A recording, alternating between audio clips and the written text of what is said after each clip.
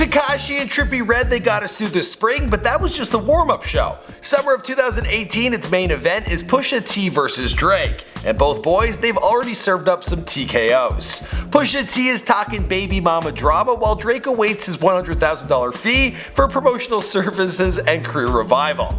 Now it's crazy how far October's very own has come. I mean, back in the day when he was living in mom's basement, well, he bought a Pusha T autographed microphone off of eBay.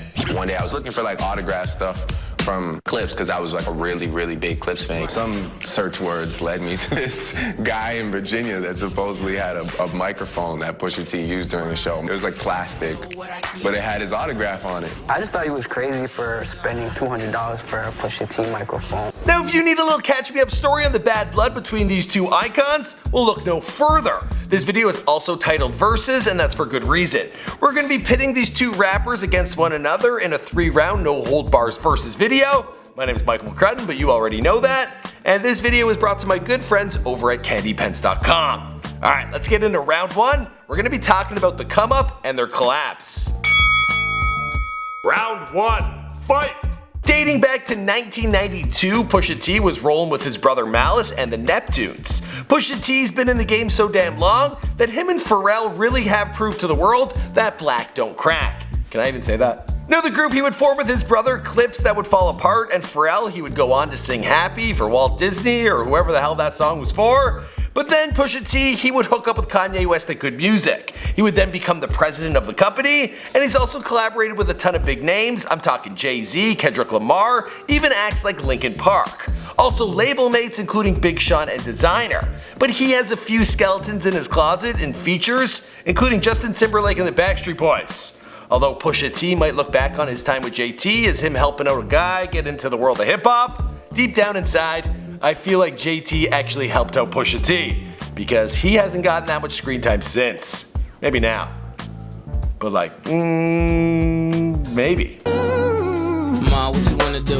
I'm in front of you. Grab a friend seat, I can have fun with two. Now, Drake was born the same year as me and was watching Pusha T and his brother on BET, idolizing them as superstars. But then he himself would team up with Lil Wayne and Nicki Minaj, and he'd drop his mixtape that sounded like an album and have a meteoric rise to fame. Now, it was around the same time in 2009 that Pusha T was settling into retirement, I mean his gig as president, while Drake was on top of the charts, which I believe was like a non-stop run. Settling into his new gig, Pusha T did not hold back, and he began firing shots at Drake, especially the stuff he had on Exodus 23-1. He stated, "Contracts all fucked up, I guess that means you all fucked up. You signed to one dude, that signed to another dude, that signed to 3 dudes. Now that's bad luck." Drake hit back on Tuscan Leather with lyrics like bench players talking like starters, I hate it. And the beef would go on with Pusha throwing around the Quentin Miller ghostwriting claims we've heard time and time again.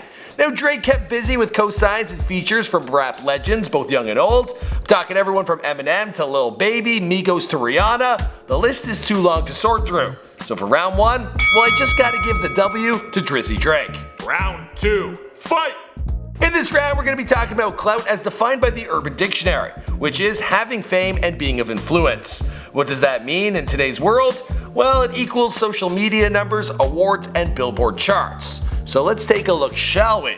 And I'm actually really worried for Pusha T. Drake's Instagram following clocks in at 41 million followers and growing, and on there you'll find such gems as his OVO invoice to Good Music for $100K for promotional assistance and career revival. Now, the world compared this post to Thanos ending Pusha T's career with the snap of his finger.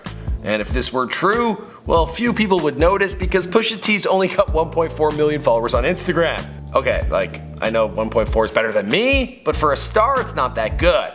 He's faring a little better on Twitter with 1.5 million followers, but Drake, he's got 37.3 million Twitter followers. On YouTube, Drake's got over 13 million, while Pusha T just pushed past 250,000. Ouch. Alright, now we gotta move on to awards. In fact, Drake seems to have like one of all of them, and each time he accepts one, it seems he's always gushing about a certain lady. She's someone I've been in love with since I was 22 years old. Yes, the sweet sound of Drake saying he loves Rihanna, even though, let's be real, we all know that Drake loves Rihanna. Pusha T has picked up 3 BET Awards, 1 in 2014 for Best Club Banger, and 2 in 2012 for Best Collab and Rhyme and Bars. How many BET Awards does Drake have? I counted. It's at least 47. I know. And every time, it's the same old story. And then the moment we had all been waiting for, Drake going in for the kiss.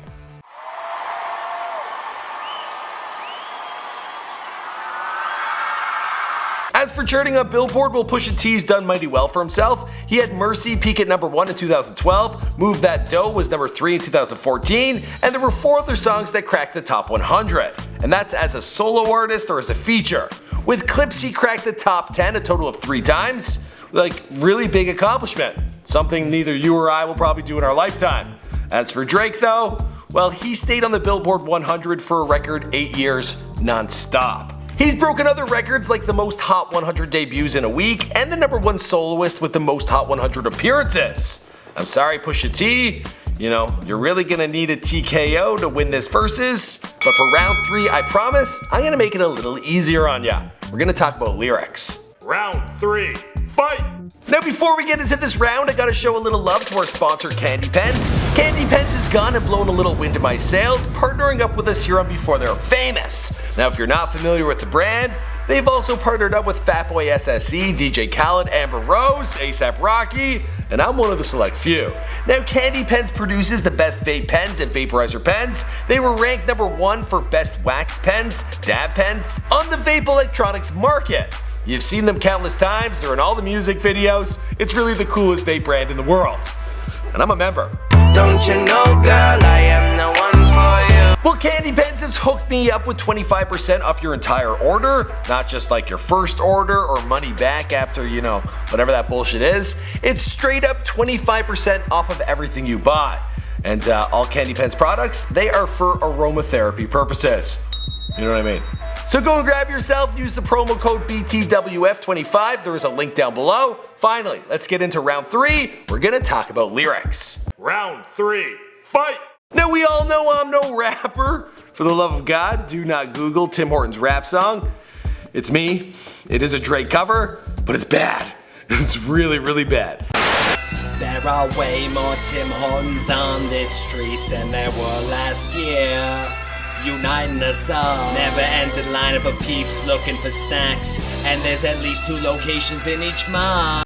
Now I find it a little out of my league to be getting nitpicky on these boys' lyrics, so instead I turn to Google. There is a noisy article dedicated to Drake's bad lyrics off the album Views, and here are some examples. I'm a staple in the game, all my papers together. Always saw you for what you could have been ever since you met me, like when Chrysler made that one car that looked just like a Bentley. That's not the worst, he's talking about the Chrysler 300. Is it lame that I knew that? No, I've heard better. I knew you before you made ends meet, and now we're meeting our ends. You toying with me like Happy Meal. Since Take Care, I've been caretaken.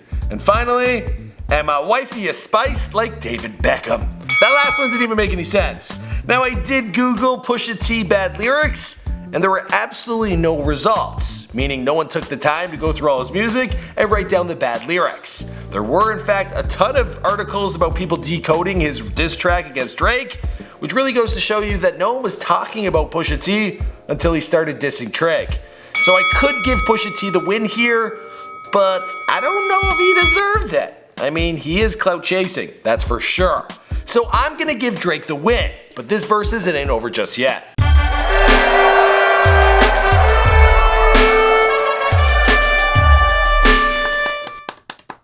What we have now is a poll above my head where you guys get to pick who you think should have won this versus. That way I feel like everyone gets their say and it's absolutely fair.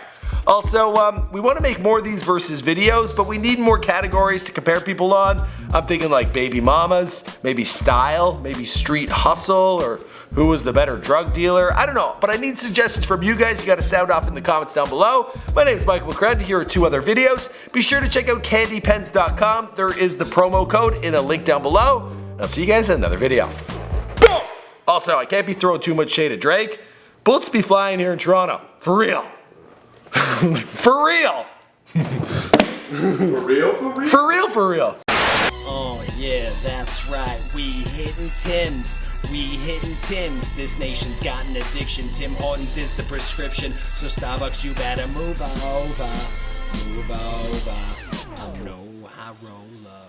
Double on me, and I'll grab a tea biscuit. Speaking through a mic, can't wait to be drinking. This stuff's so cheap, I'll throw a tip, now she winking.